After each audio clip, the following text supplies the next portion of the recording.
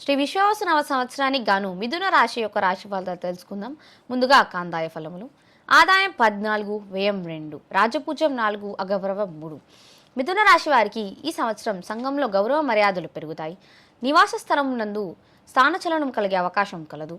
గృహం నందు civil repairs చేయవలసిన పరిస్థితి ఏర్పడుతుంది. వృత్తి వ్యాపార విషయాలలో తొందరపాటు నిర్ణయాలు తీసుకోకూడదు. కాబట్టి ఏ నిర్ణయమైనా అనుభవజ్ఞుల వారి సలహా తప్పనిసరి. శరీరం బరువు పెరగకుండా చూసుకోవాలి. తండ్రికి అనారోగ్య సమస్యలు మిమ్మల్ని కొంత బాధకు గురి చేస్తాయి. మీ శ్రమకి తగిన గుర్తింపు మరియు సభా గౌరవం లభిస్తాయి.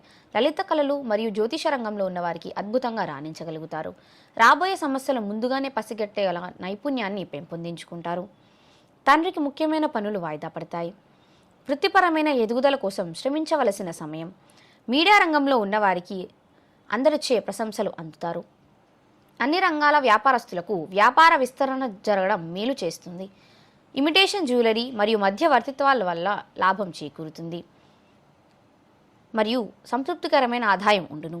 బీపీ మరియు షుగర్ వ్యాధితో ఇబ్బంది పడేవారు జాగ్రత్తగా ఉండాలి. నూతన విద్యను అభ్యసించే విద్యార్థులకు ఆశించిన సత్ఫలితాలు ఉండును. నూతన ఉద్యోగ ప్రయత్నాలు చేసేవారికి మంచి కాలము. గర్భిణీ స్త్రీలు జాగ్రత్తగా ఉండాలి. గృహ నిర్మాణ ప్రయత్నాలు అనుకూలిస్తాయి. విదేశీ ప్రయత్నాలు చేసేవారు శుభవార్త వింటారు.